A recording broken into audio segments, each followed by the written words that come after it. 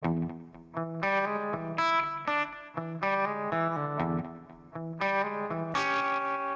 how you doing? I'm Dan Ferris. I'm Michael Williamson. And we're coming to you from Complete Media Inc., the finest agency on the prairie. And Mike, today we want to cover how to define your target market, or how to find that perfect client, that perfect customer. Oh, I'm afraid there's been a mistake. I have no idea what that means. What? That's usually the response we get from a lot of business owners. Or I think probably the most common is when we point blank ask somebody, who's your customer? They'll say, well, anyone who's interested in my product or service. Everybody should be my customer. Everybody. And that's a very, very noble goal, I guess, but that's simply not reality. The only product in the world that can say that they have everybody as their target market: pizza. Toilet paper. Well, and we're both correct. Well, there are people that don't like pizza, but there is no one that doesn't need toilet paper. And those out there that don't use it, I don't want anything to do with. Anyway, moving on. Yeah, and I think that really hits home, especially nowadays, and things have changed so significantly. And again, I can't stress this enough. And you've been around the industry long enough, Michael, and I certainly have, where, marketing hasn't really changed, but the conduits, or how people receive that information, have become so finite and so splintered and so segmented. How a 14-year-old female consumes her information is far different than a 40-year-old female or a 50-year-old Well, let me male. just go on record that you and I have no idea where 14-year-old females consume their information. Yep. And that's a good thing, because a 14-year-old is old enough to be his granddaughter and definitely old enough to be my daughter. So and that's we don't true speak too. to... Yeah, so if your target audience is 14-year-old girls, we have no help for you. But then again, if they're 40-year-old women, we might have some insight into that. And really the key to this is really getting down to brass tacks about who your, and I'm just going to refer to it as a P1, who your P1 client is. That's actually an old radio broadcast term. Please define for those people under the age of 50. It came to me, and I can only speak through experience, really, and I used to be in broadcast years and years ago. No. I did, and I had a show consultant. His name was Tommy Z out of New York. Tommy Zaricki, if you're out there, loved working with you, bro. I'm sure he's tuning in. But here's the thing. The particular format that we were venturing off into, and we were switching formats at this particular radio station, we were going to go what was called Hot AC. And our demo was 25 to 54-year-old females. I thought you were going to go 25 or 6 to 4. Yeah, and that was on the playlist. I'm sure it was. But the idea is, and I had just come from a radio station that was headbang and rock and roll, and we were doing, males 18 to 45.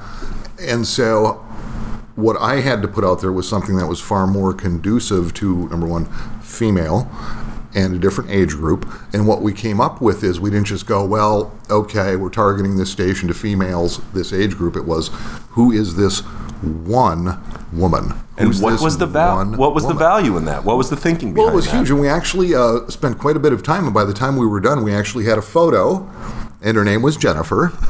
I'm serious, and she was 28 years old. She had 2 children. Lived in the suburbs, drove a minivan, all that typical. She's married, the family income is this much, their lifestyle is this. The kids play soccer, which is a mistake. That's the last bastion of communism and should never be broadcast in the United States of America, by the way.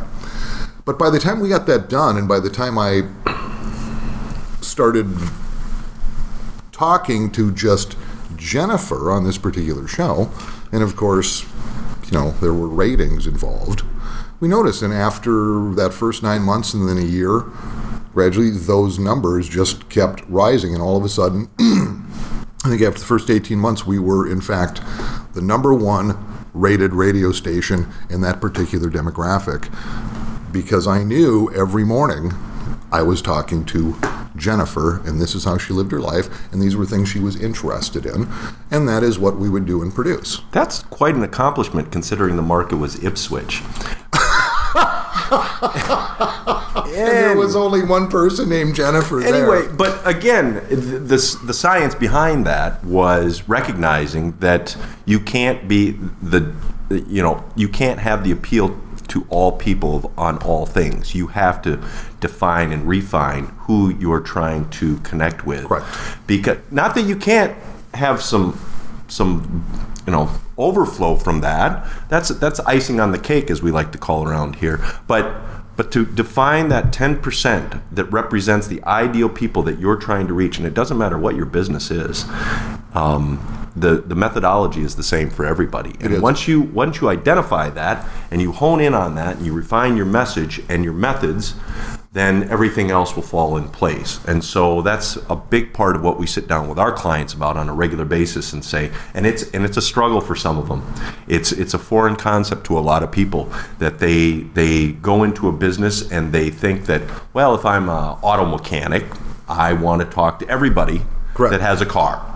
And then you go, okay, but the people that have brand new cars probably won't need your services, hopefully, for quite some time. So let's boil it down and boil it down and boil it down. And by the end of the conversation, you've probably identified for that particular automotive repair shop that their ideal target audience resides in this part of the community. Correct. They have this type of income. They have this type of family structure. They have these kind of constraints on their time. They have this kind of budget and priorities as far as their vehicle. I mean, let's face it, there are some people, you see them all the time on the road, that are driving a vehicle that they don't care what it looks like and they don't care what it sounds like and they don't care. All it gets them is to point A to B. And then there are other people that you recognize that because they've got 3 or 4 kids and they need to chauffeur a lot of people around every day, they need to have a reliable means of transportation. Those are 2 entirely different target demographics. They are, and you have to speak to them differently.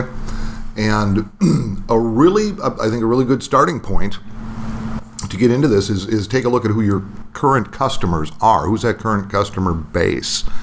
And what do they look like? What's the gender? What's the general age? What's the general lifestyle?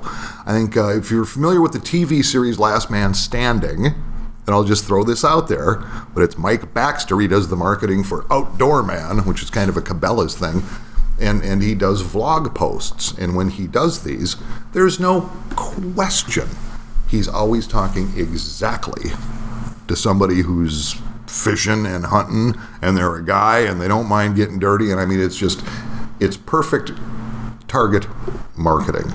Talk exactly to that one person. The rest are going to come on board. Absolutely.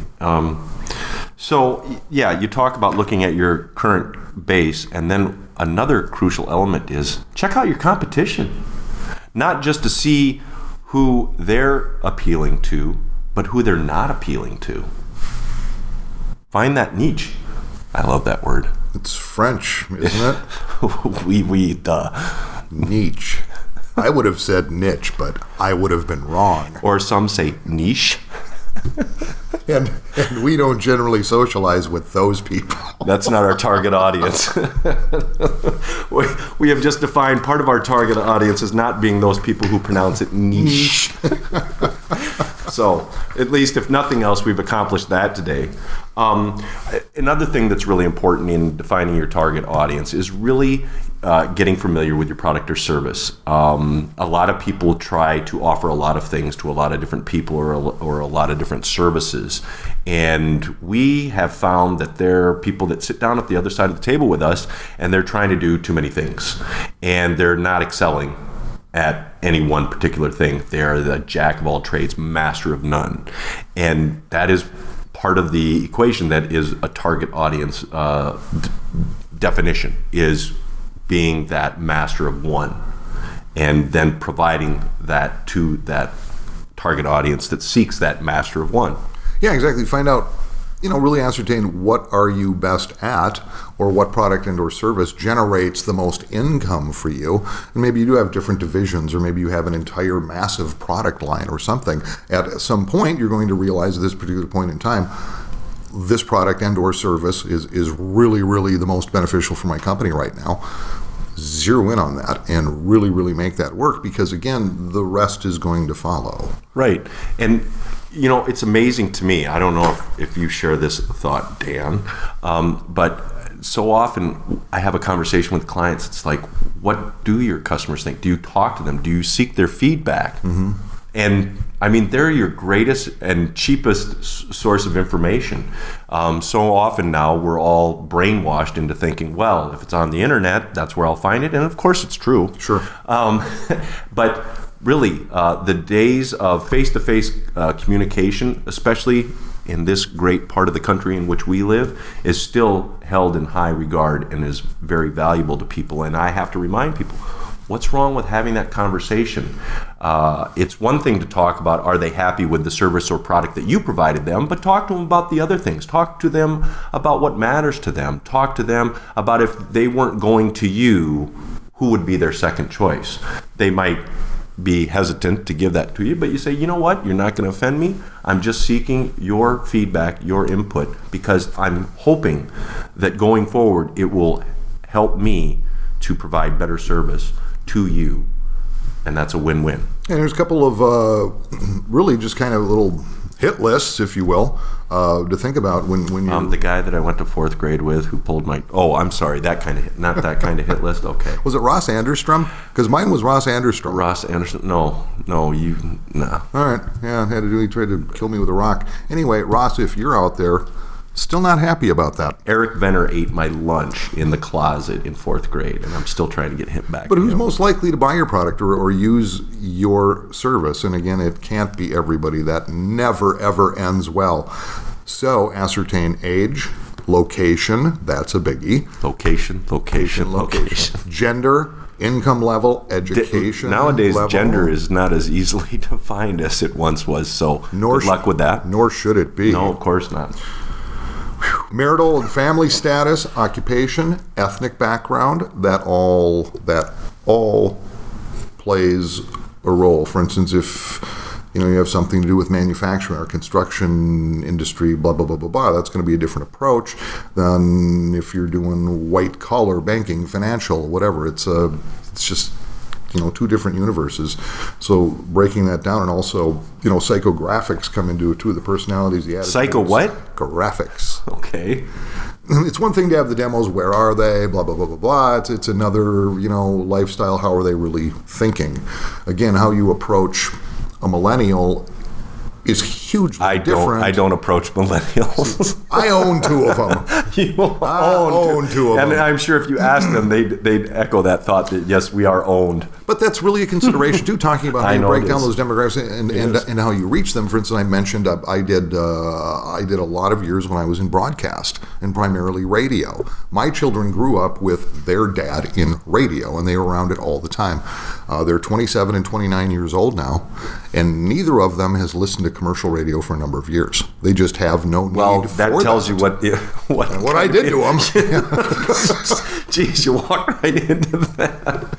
But the fact of the matter is that that's a huge indicator, when we said earlier on with this, that people generationally and getting that demographic target set, there's just vast differences in how different generations and how different genders, et cetera, consume information, and being able to find them and talk to them like you need to talk to them for them to be interested in what you have to provide.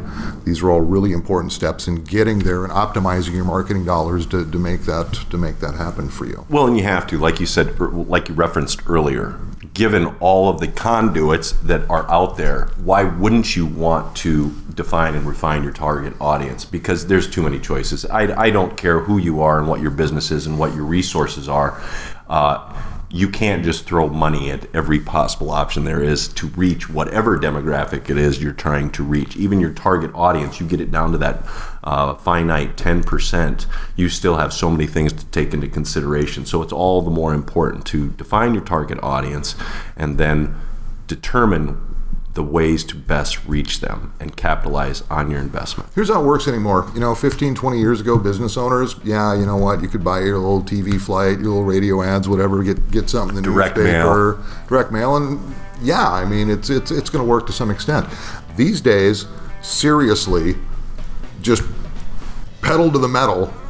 You can't do it yourself anymore. not effectively. You just can't. There's too much out there. There's too many options. There's too many missteps. There's too many people banging on your door, sending you emails, ringing your phone, going, "Hey, I got the answer for you." No, basically, well, you need people like us. Because we have the answers. We do, and if we don't, we sure as heck know where to find them. That's a wrap for this particular episode. I'm Dan Ferris. And I'm Michael Williamson. Thanks for tuning in. Complete Media Inc., babies.